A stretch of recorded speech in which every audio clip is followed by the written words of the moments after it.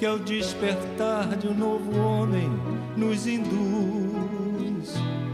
Te conclama, irmão, de última hora, a ingressar nesta seara de luz. Te conclama, irmão, de última hora. Muito boa noite, queridos irmãos. Que Deus nos abençoe. Vamos falar sobre o caráter da revelação espírita. Esse assunto ele está abordado no capítulo 1 da obra A Gênese, os milagres e as predições. Esse é o título completo da Gênese. A gente está acostumado sempre a falar a Gênese, né? Que foi publicada em janeiro de 1868. Foi a última obra da codificação espírita, escrita por Kardec. A última grande obra de peso de Kardec. E faz-se importante a gente esclarecer que nós vamos abordar, são várias as questões tratadas nesse capítulo, mas nós vamos abordar detidamente duas questões, porque o tempo não permite que a gente avance nas demais. São elas: pode o Espiritismo ser considerado uma revelação? Né? A gente vai tentar entender primeiro até o que é uma revelação e depois a gente vai tirar as nossas conclusões. Na verdade, estamos nos baseando passo a passo no capítulo 1, mais ou menos um roteiro, seguindo a sequência lógica de Kardec na abordagem desse tema lá na Gênese. E, no segundo momento, saber, nesse caso, quer dizer, confirmado que o Espiritismo é uma revelação, qual o seu caráter. Então, faz-se importante a gente entender, nessa primeira palavra, né, desse nosso tema, o que vem a ser caráter. Né? Caráter quer dizer, etimologicamente, alguma coisa gravada, profundamente gravada. Vem e deriva lá do grego, né, karatos. A gente lembra da obra do Richard Simonetti, ele nos falando sobre essa palavra, e ele dizendo sobre essas marcas profundas, as marcas iniciais que os escultores cingiam no bloco de mármore como forma já de definir, delinear o encaminhamento que ele é, para poder alcançar aquelas formas, né, belas já nos blocos de mármore, quer dizer, daquela forma final da escultura que ele queria chegar. Então é uma marca dita, uma marca profunda. Então o caráter tem esse aspecto, né, que a gente precisa observar. Normalmente, caráter a gente examina comumente como essa questão do comportamento da criatura, né, a maneira como ela age, né, os hábitos de uma pessoa que vão definir, delinear basicamente qual seria o caráter dela, se um caráter, né, um caráter bom caráter ou mau caráter, o que seja. Né? Então, esses traços que, na verdade, identificam basicamente uma determinada pessoa. Isso é o senso comum do que seria caráter. Mas, quando a gente for examinar caráter no âmbito da doutrina espírita, ou de uma doutrina, de uma filosofia, no sentido da doutrina espírita propriamente dito, né? Isso se refere aqui à sua autenticidade, a autenticidade da doutrina espírita, a sua, digamos, confiabilidade, né? Que vai dizer respeito realmente a esse estudo. Esse estudo visa justamente a gente consolidar esse entendimento desse valor que o Espiritismo tem, como ensino transmitido pelos benfeitores espirituais. Muito bem.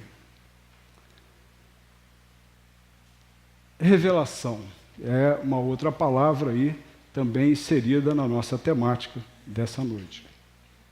Revelar já vem do latim, revelare, e significa literalmente sair de sob o véu. Ou seja, se apresentar, né? Tirar o véu. Figuradamente seria descobrir, dar a conhecer uma coisa secreta, oculta, desconhecida. Então, no sentido especial da fé religiosa, a revelação se diz mais particularmente das coisas espirituais, basicamente. Quando a gente fala em fé religiosa e revelação, nós estamos nos referindo a coisas espirituais. Então, a revelação, genericamente, essa palavra, né, ela se emprega a qualquer coisa ignorada, né, que seja divulgada, qualquer coisa que a gente não saiba, qualquer coisa ignota, né, tem essa palavra aí, mas qualquer coisa ignorada que venha a ser divulgada. Existem também aqueles, né, que são, digamos, os reveladores de plantão, Quem são os reveladores de plantão, Leila? São os fofoqueiros, né? Realmente, tem esse que eu gosto de revelar muitas as coisas. Estão sempre observando, né, para contar, falar da vida alheia. Deste ponto de vista, todas as ciências que nos fazem conhecer os mistérios da natureza são revelações, e pode dizer-se que há para a humanidade uma revelação incessante. Então, enquanto revelação, a gente vê que a própria ciência humana, a ciência materialista, ela vai estudar os fenômenos da natureza, buscando explicá-los, buscando o quê? Encontrar a verdade por trás desses fenômenos, estabelecendo, entendendo como é que eles funcionam, por que eles acontecem, né? E definindo as leis que vão fazer a gente compreender aquilo como um todo, de uma forma mais próxima da verdade, do porquê que aquele fenômeno acontece. Aí a característica essencial de qualquer revelação, portanto, é o quê? Que tem que ser a verdade, quer dizer, é a busca da verdade. A religião, ela busca a verdade também, né? Ela está em busca de Deus, de se aproximar realmente da divindade, do que Deus, do propósito de Deus em relação a nós, que estamos aqui, somos suas criações, e a questão da própria ciência também, que vive perseguindo, buscando a verdade, né? E revelar um segredo é justamente tornar conhecido um fato. Se for falso, já não é um fato. Por consequência, não existe revelação. Os cientistas, volta e meia, né, um pesquisador lança uma teoria nova a respeito de um determinado fenômeno, de um determinado assunto. E aquilo, quando ele joga isso no ar, né, na hora tem outros pesquisadores que vão estar também testando, verificando, aferindo se aquilo ali se comprova. E muitas vezes não se comprova, né? Então aquilo se esvai, é falso. Então é furado. Já aconteceu algumas vezes, até recentemente, como falavam de ter se conseguido a fusão nuclear num laboratório, e na verdade a experiência furada, não deu em nada, acabou que, né, falou-se até em prêmio Nobel para o cara, e no final das contas o cara estava enganado. Então, essa questão da revelação agora tem um detalhe. Toda revelação desmentida por fatos deixa de o ser se for atribuída a Deus, né? Então, quando a gente fala da divindade, nós estamos entrando na área do absoluto. Quando se fala de Deus, é o absoluto, não é o relativo mais, que no caso é o que está na ordem humana, né? Então, em Deus, realmente, se não se comprova, se ela é desmentida, não pode ser de Deus. Então, não podendo Deus mentir nem se enganar, ela não pode emanar dele, não pode vir dele, né? E deve ser considerada, então, uma concepção humana. Bem, vamos avançar. Aí nós vamos definir agora, também é de importância isso seguindo até o roteiro de Kardec nesse capítulo, ele vem falar para a gente de tipos de revelação. Ele diz que existe um tipo de revelação que é dita revelação pessoal. E essa revelação pessoal, as características, é uma obra pessoal. Ou seja, a revelação pessoal é uma obra individual. É uma pessoa, um indivíduo, que resolveu que uma determinada coisa, um determinado conceito é verdadeiro, né? Firmou isso, falou isso, e firmemente se afirma que aquilo ali é verdade, e, digamos, tem outros seguidores que seguem aquele mesmo caminho e vão pela cabeça dele. Muito bem. Então, essa obra pessoal, ela é de quê? Uma concepção humana, transitória. Transitória porque é invada de erros, que é sujeita a erros. Ela tem, né, a incidência de erros, pode ter incidência de erros. Sujeita a modificação, quer dizer, pode ter alguma revisão, alguma modificação. Ela é adequada ao tempo, né, e ao meio. A gente vai ver isso mais à frente, até quando a gente for falar de Moisés. A gente vai falar um pouco mais à frente. Apropriado ao tempo, quer dizer, ela é de acordo com as circunstâncias, de acordo com o momento em que isso se faz necessário ou se faz, ou há a oportunidade disso acontecer, né? E a gente vê que até recentemente, tem histórias até que virou filme, né? Um monte deles se suicidaram, não me lembro direito da história, mas que foi também baseado nisso aí, nessa ideia de um líder espiritual que chega com uma determinada ideia e o pessoal, tem gente que compra a ideia do cara, né? E aí embarca e acontece isso. Implica a passividade absoluta. Quer dizer, essas ideias, ou essas revelações pessoais, muitas vezes vai gerar isso. A pessoa não questiona, também concorda que a pessoa está com a razão, que vai vir um extraterrestre, que vai levar todo mundo para o outro planeta. Quer dizer, né? As pessoas se afirmaram e acreditaram nisso, que era verdade, né? E chegaram até a cometer um suicídio coletivo, como a gente tomou notícia. Então, é uma passividade absoluta, quer dizer, não há questionamento, né? É aceita sem verificação, sem exame, nem discussão. Então, a revelação pessoal, ela tem essa característica. A revelação científica já muda bem o quadro aí. A gente vai ver que ela é obra de muitos homens, né? Quando a gente fala de ciência, uma ciência, ela não se estabelece em poucos princípios, em alguns princípios. Ela é uma construção que vem, né, de contribuições várias, daqueles que são seus pesquisadores, que estão sempre trabalhando, contribuindo, explorando os assuntos referentes àquela região, àquela ciência. Ela vai crescendo, ela vai se desenvolvendo, né? Ela vai se avantajando. Os laboratórios de pesquisa, né, estão aí para mostrar isso, são artigos que são publicados nas revistas especializadas que a gente observa, né? E aí, essa questão segue justamente a metodologia experimental própria, porque justamente o rigor científico, quando a gente está examinando aqui ciência, nesse caso aqui, a ciência materialista, ela está baseada num método experimental, né, todo rigoroso, todo cheio de normas a serem seguidas, senão os resultados não são válidos, não podem ser considerados. Então, é universal, quer dizer, a questão científica, a revelação científica, ela é dada a todos a oportunidade de avaliar, de analisar, de estudar indiferentemente. Exige observação e pesquisa. E quando a gente vê sobre isso aqui, raciocínio, exame permanente, né, isso aí tem um tanto a ver com o nosso cuidado enquanto espíritas. Nós temos observado muitas obras, né, publicadas, muitas até, pelo menos a gente há de pensar assim, às vezes por modismo, ou às vezes até por oportunismo de alguns editores que publicam certas obras e dão a essas obras o cunho de obras espíritas ou pertencentes à literatura espírita, só porque aparece lá que ela veio através de um determinado médium, um determinado autor espiritual que, digamos, lavrou, que trouxe, mandou aquela obra. Então a gente tem que tomar cuidado justamente nesse exame, a observação, a pesquisa, o exame do conteúdo dessa obra, né? E realmente analisar o que ela está dizendo, se de repente não está conflitando com os princípios lá lançados da codificação por Kardec. A gente tem que ver isso com cuidado. Então, raciocínio, exame permanente e a ciência, né? Vão voltando à questão da ciência materialista, a ciência como nós conhecemos, ciência humana, né? Ela é essencialmente progressiva, quer dizer, a ciência ela está sempre, né, num processo de renovação, são novas e novas descobertas. A gente vê a tecnologia, o avanço tecnológico é uma coisa vertiginosa, absurda, né?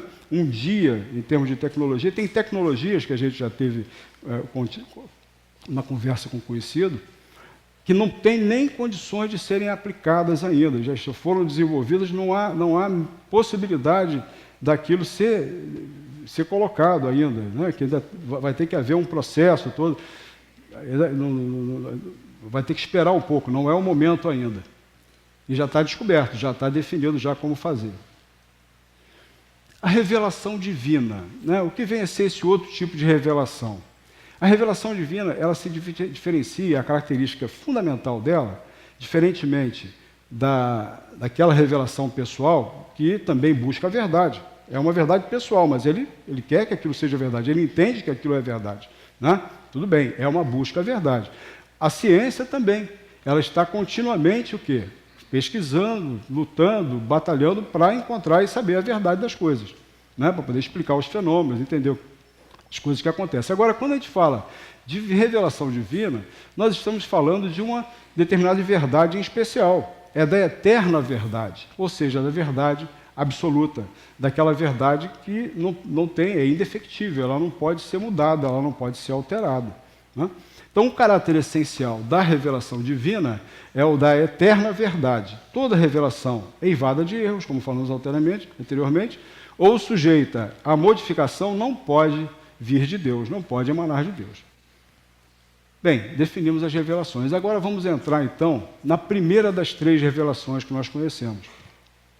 A primeira revelação ela está personificada em Moisés. Né?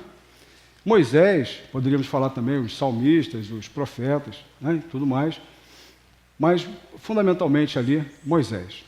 E ela, que tipo que ela é? Como é que a gente pode esquadrinhar, né, tipificar essa revelação de Moisés, dentro do que nós já estudamos? Ela tem um caráter divino e tem um caráter pessoal.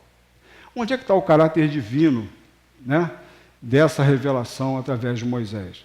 A gente sabe que Moisés, lá, 1.600 anos antes de Cristo, né, ele veio revelar ao homem a existência do Deus único. A gente sabe que ele tirou o povo hebreu lá da escravidão no Egito, e no Egito era uma civilização completamente politeísta, né? Eram muitos deuses, vários deuses. E ele se marcou, ele se notabilizou, porque ele estabeleceu justamente essa questão da doutrina do Deus único, né? Soberano Senhor e orientador de todas as coisas. Que é até uma resposta que tem algo assim a ver com aquela primeira resposta da questão número 1 do Livro dos Espíritos, né? A gente vê isso há 1.600 anos atrás. Então é um conceito bastante avançado e um conceito, digamos, divino, que é algo que realmente não se mudou em todo esse tempo transcorrido. Né? Promulgou a lei do Sinai, quer dizer, os 10 mandamentos, né? O não matarás, tantos outros conceitos ali dos 10 mandamentos. A gente tem como refutar isso, como, né? Não, eles são válidos também, até hoje, a gente pode validá-los. Né?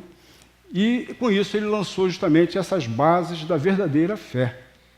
Então, como homem, aí que entra a diferença. Ele, como homem, na sua atuação como legislador, a gente foi examinar as leis mosaicas, elas foram o quê? Adequadas ao tempo e ao meio, né? Aquela questão que nós vimos anteriormente do processo da revelação pessoal. Ela foi adequada a um determinado momento em que ele vivia, lá, eram 40 mil pessoas sob a liderança dele, e vários problemas, aquelas interferências da própria vida lá no Egito, aquela consulta, né, aos oráculos, né, de consultar para saber o que os espíritos queriam dizer sobre isso, sobre aquilo, e estava uma confusão danada. Ele chegou até a proibir a mediunidade por conta dessa situação. Né? Muito bem. Então, como legislador, a legislação mosaica é uma coisa realmente... Não tem nem como, quem conhece um pouco do Antigo Testamento vai ver lá a mulher como é tratada lá né?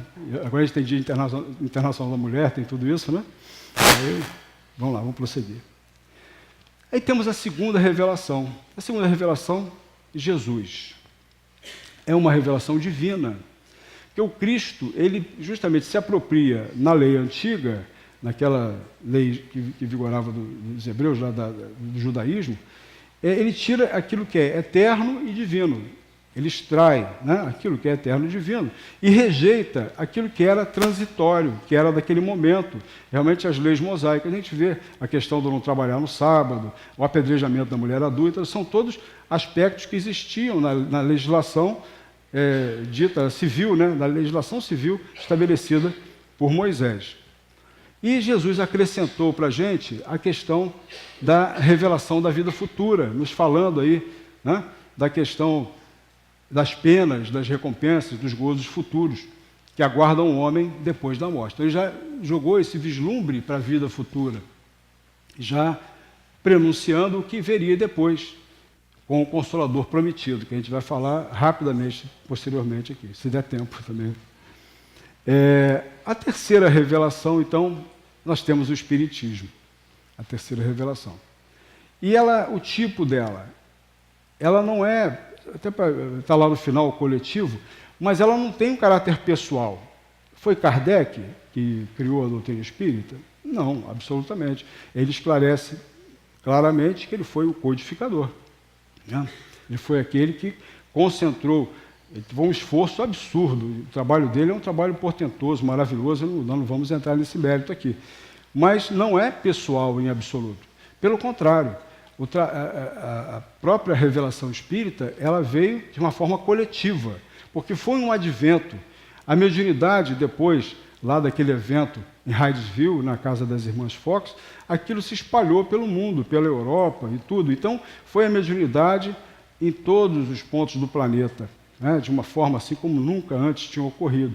E convergiu justamente para a França, para Paris, nas mãos de Kardec, várias mensagens, inúmeras mensagens, algumas que ele foi fazendo a seleção, rejeitou, algumas até do Brasil, que foram do Brasil para as mãos dele, para esse exame, né, e foram constituir depois, servir como elementos para constituir o que seria a doutrina espírita. Vejam bem, não foram as mensagens que ele pegou, copiou e botou no livro do Espírito. A gente sabe muito bem que Kardec foi muito além disso, né? Kardec, um pesquisador, um homem de ciência, ele trabalhou realmente, fez todo um esforço, todo um trabalho, uma elaboração, realmente que veio constituir o que hoje nós chamamos de ciência espírita, que é justamente o espiritismo, a nossa doutrina. Então, nós vemos que o espiritismo tem um caráter divino, né, e tem um caráter científico também. Então, estabelece aí o chamado duplo caráter do espiritismo. Por sua natureza, a revelação espírita tem duplo caráter. Participa ao mesmo tempo da revelação divina e da revelação científica. Vamos ver isso aí melhor nos próximos slides agora. A revelação divina, né, por que ela é divina? Porque ela foi providencial o seu aparecimento, né? Não é um resultado de uma iniciativa de nenhum homem, né? Quer dizer, não foi alguma coisa que alguém tenha teorizado a respeito dos espíritos, tenha criado uma teoria, e aí foi em busca, então, de encontrar, né, a espiritualidade, ou encontrar e explicar realmente aquilo que estava acontecendo. Não foi assim, foi uma coisa que aconteceu de uma forma providencial, ou seja, foi um movimento que veio da espiritualidade para a humanidade, né? Então foi num momento adequado, e isso aconteceu. E aí, justamente abaixo aqui a gente vê, por que os pontos fundamentais da doutrina provêm do ensino que deram os espíritos encarregados por Deus, veja bem, encarregados por Deus, os espíritos superiores encarregados por Deus que vieram trazer a doutrina espírita ao plano, à humanidade, ao plano terrestre, né, de esclarecer os homens acerca de coisas que eles ignoravam, né, que não podiam aprender por si mesmos e que lhes importa conhecer, hoje que estão aptos a compreendê-las. Quer dizer, foi o momento adequado, previsto por Jesus 1857 anos antes, né? Jesus já previa lá em João, no Evangelho de João, em que aparece justamente ele falando para a gente do advento, do Consolador prometido, né, que nos faria lembrar tudo quanto ele disse, né, que nos revelaria todas as coisas e que ficaria conosco por toda a eternidade. E isso ele nos fala textualmente lá no Evangelho de João.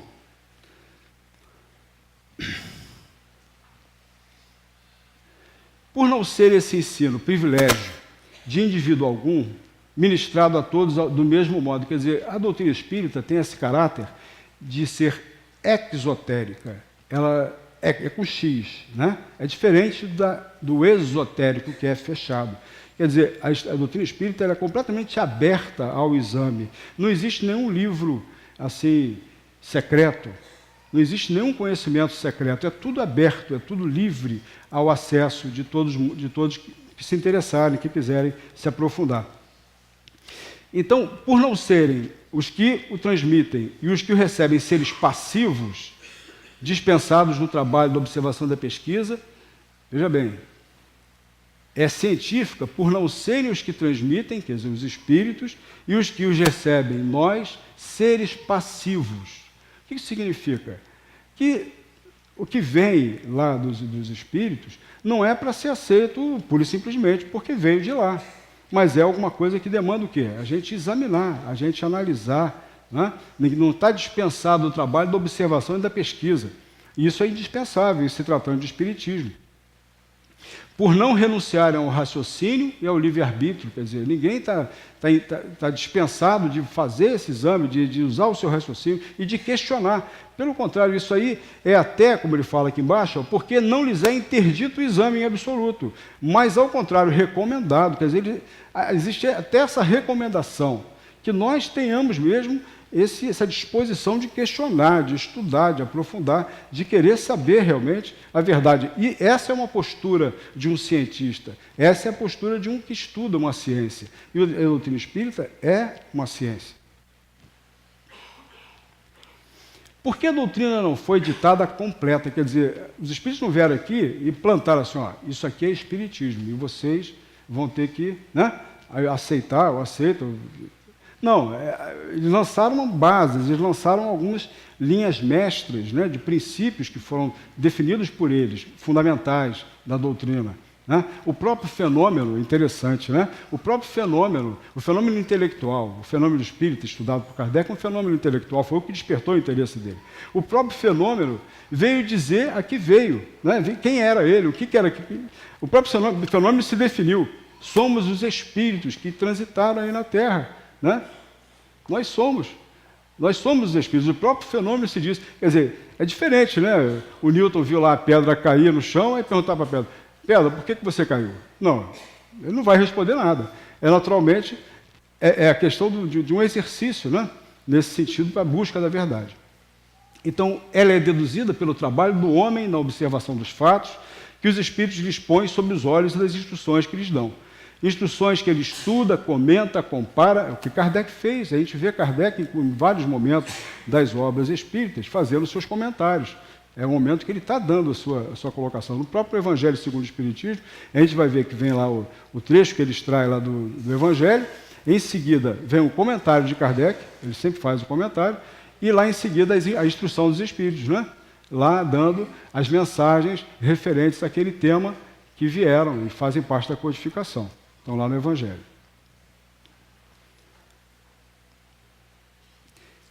Então, em resumo, qual o caráter da revelação espírita?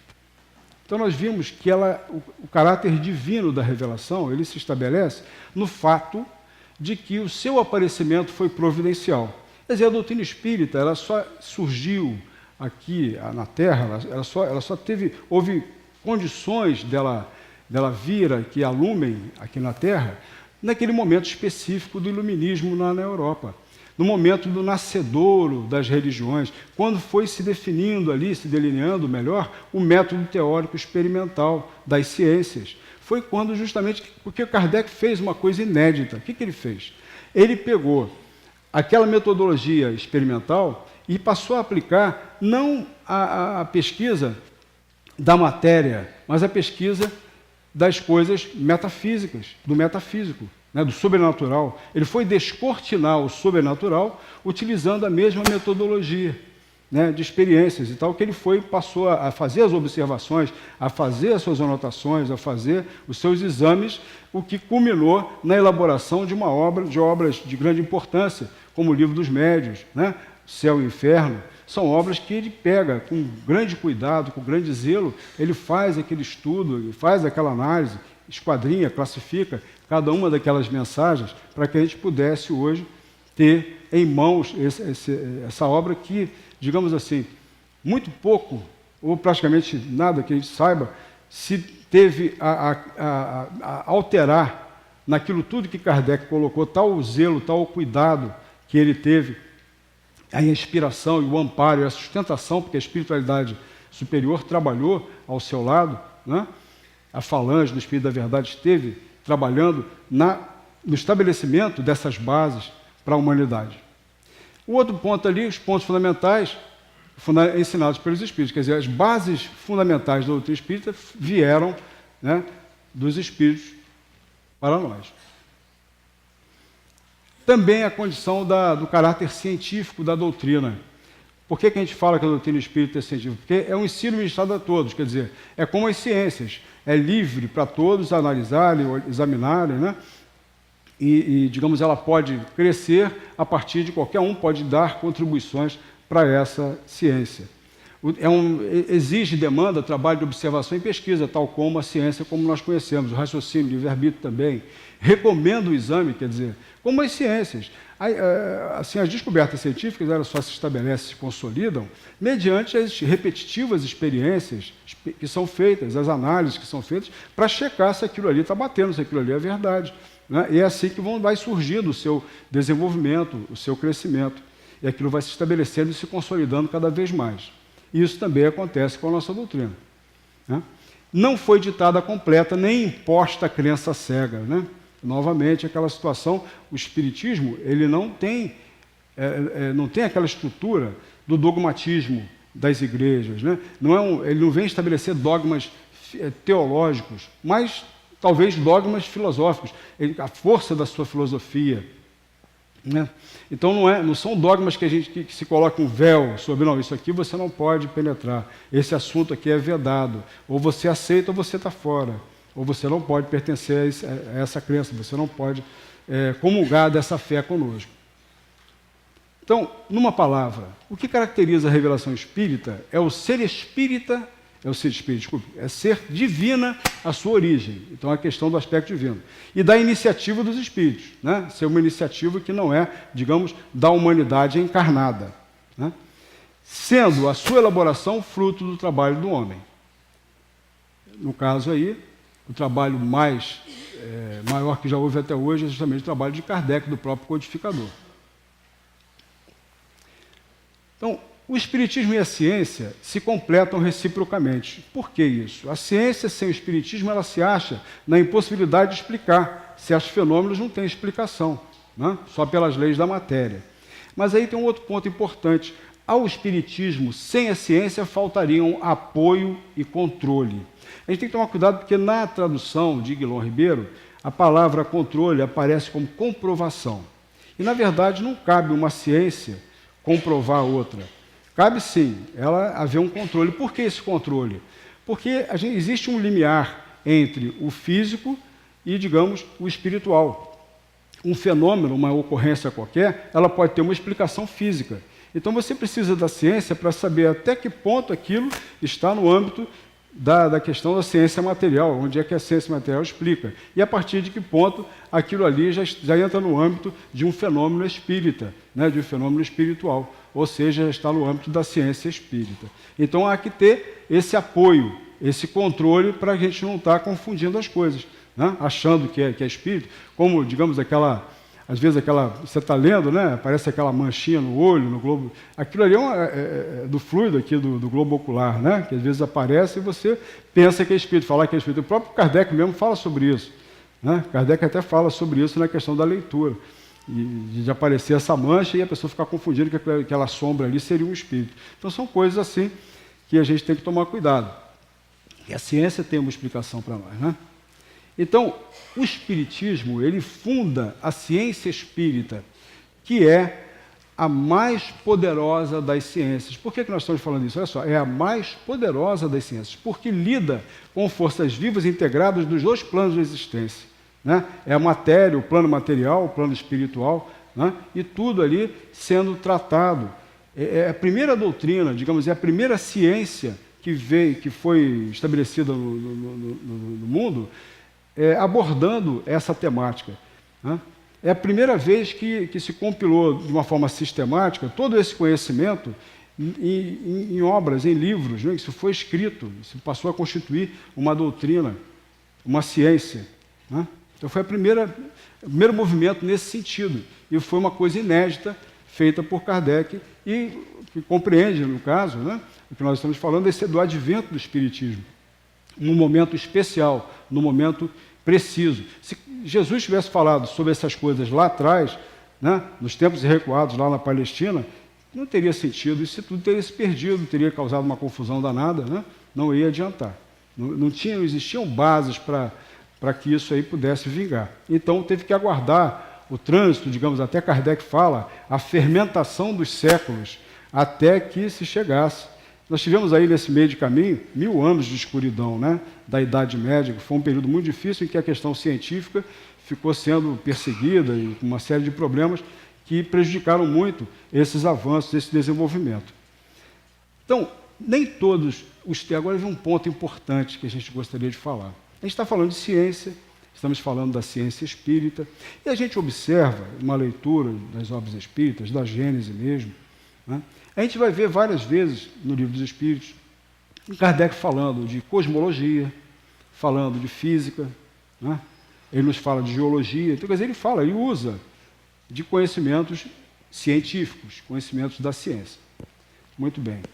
E a gente vê também algumas informações, tal como a situação em que aparece na Gênese, em que o espírito Galileu Galilei, fala que Marte não tem lua. E antes de Kardec desencarnar em 69, foi descoberto que Marte tinha lua. O que Kardec faz? Ele vai reescrever a Gênese? Ele vai botar alguma observação na Gênese? Não. Ele faz uma nota na Revista Espírita, né, numa das últimas edições da Revista Espírita, e ele faz lá o esclarecimento de que a ciência havia descoberto que existe uma lua. Então, essa questão, a questão do... Veja bem, cabe à ciência o desenvolvimento do que é em relação à questão dessa observação da ciência material. Não é caso de a gente entender que precise, de repente, reformular a doutrina. Não, a doutrina se vale da ciência materialista para explicar os fenômenos nas épocas em que você está estudando, está estabelecendo seu estudo. Se mais à frente se descobriu algo diferente, algo que mostra que aquilo ali não é verdadeiro, não, isso não é um problema, porque a ciência, essa abordagem científica que existe nas obras, ela não tem um cunho doutrinário, né? Ela não é a doutrina.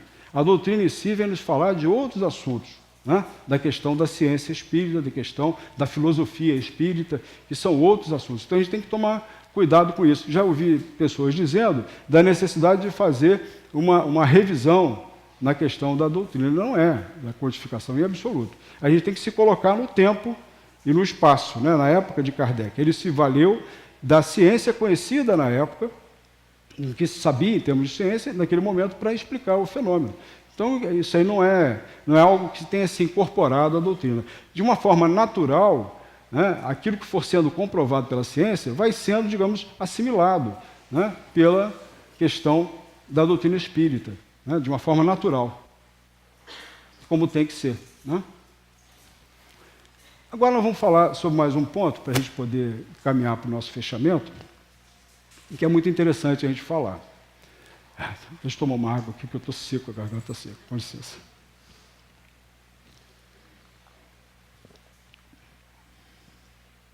Nunca falei tão rápido, né? Falamos rápido demais? Falei, está muito rápido, né? No livro que é o Espiritismo, essa obra é uma obra das mais importantes. Talvez até a qualquer adepto novo, qualquer pessoa que se interesse pela doutrina, seja interessante que a gente indique essa obra em especial, em particular.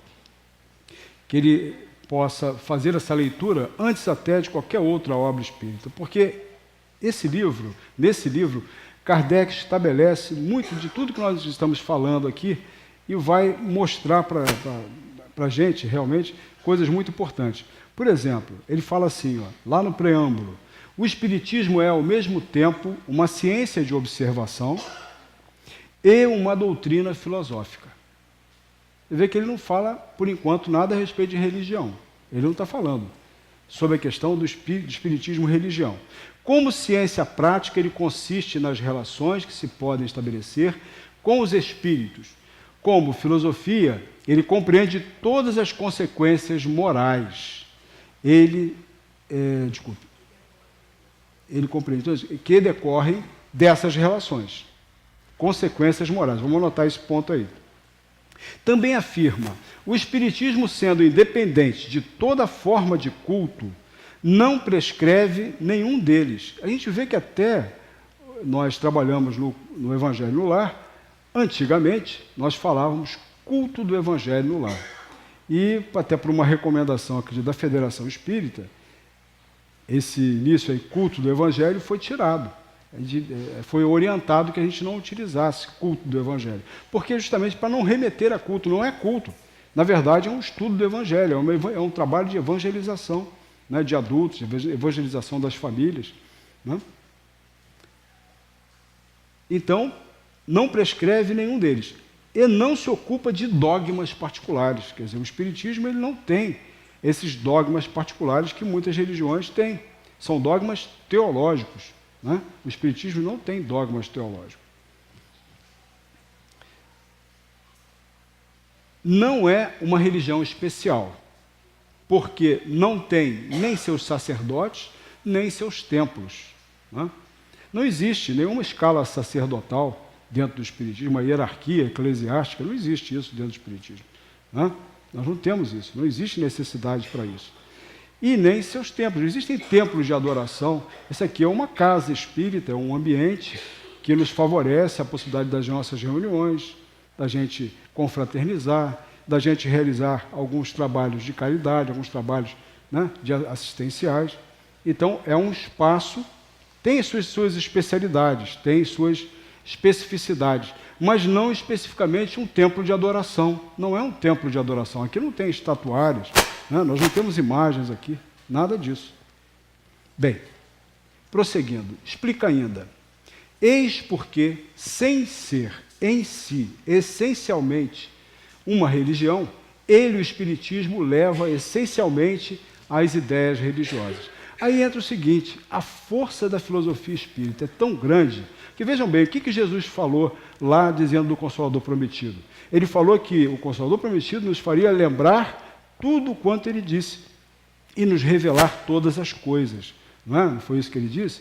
Então, a gente vai ter, inevitavelmente, nós vamos ser tocados, nós vamos perceber as consequências morais de nós não vivenciarmos aqueles princípios. A gente vai saber pela lei de causa e efeito e tudo mais, quando o Espiritismo esclarece para a gente, que se a gente não procurar vivenciar, nos pautarmos por aquelas orientações, por aqueles princípios de vida, nós vamos ter problemas. Nós já sabemos as consequências da gente, digamos, não buscar aquele caminho. Né? Então a gente sabe que a gente vai ter problemas. Então isso aí é muito interessante, porque leva, como falou ali, essencialmente às ideias religiosas. Então é livre, é do livre-arbítrio de cada um, né, decidir-se, é uma decisão de foro íntimo, de aderir, transformar a filosofia espírita em princípio de vida, no seu princípio de vida. Isso é uma liberdade que cada um tem. O Espiritismo não se impõe como religião para ninguém. Né? A religião espírita, ela é uma questão que cada um vai resolver em si, de per si. Não é nada imposto, não é nada... Porque tem que ser assim, olha, você faz assim, ajoelha desse jeito, tantas vezes, tantas... Não, nada disso. Né? Então ela tem acredito, uma força muito maior, a fé espírita, porque ela é uma decisão individual, é a pessoa que se resolve, ela que resolve aderir àquele modo de viver, aquela maneira de se comportar, aquela maneira de agir. É uma decisão muito mais profunda do que se vem uma outra pessoa e diz, olha, você tem que fazer isso. E você, então, obedece, porque o outro mandou. Às vezes a gente vê, nas reuniões mediúnicas, alguns espíritos que se apresentam assim, dizendo que respeitaram todos os preceitos da sua religião. Só que a sua religião, né, muitas vezes, se valeu muito, ficou muito presa à questão do culto externo, né, da questão exterior. E não prevaleceu, na verdade, dessa questão muito mais profunda que vem de dentro da criatura. Né? Então, como se vê, o Espiritismo não é religião no sentido tradicional da palavra religião. Porque quando a gente vê religião, a gente fala religião, o que vem à nossa mente? Culto, né? São rituais, tudo isso. E, na verdade, o Espiritismo não tem nada disso, não é nada disso. Então, a questão religiosa no Espiritismo é uma questão de cada um. Por isso que o Espiritismo, ele pode, qualquer religioso de qualquer religião, ele pode aderir aos princípios espíritas em seu benefício, né? Sem necessariamente ele se tornar, digamos, espírita. Né?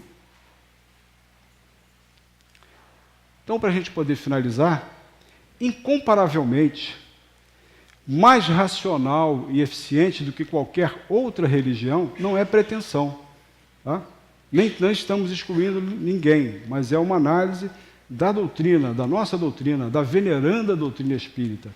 Incomparavelmente mais racional e eficiente do que qualquer outra religião, o Espiritismo dispensa sacerdócio, altares, rituais e dogmatismos. Porque o dogmatismo, o que ele faz?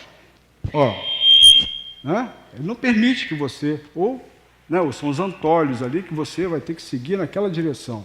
Ou cega, né? É aquela fé cega, que a pessoa não tem o direito de perquirir, de questionar, de fazer nada disso.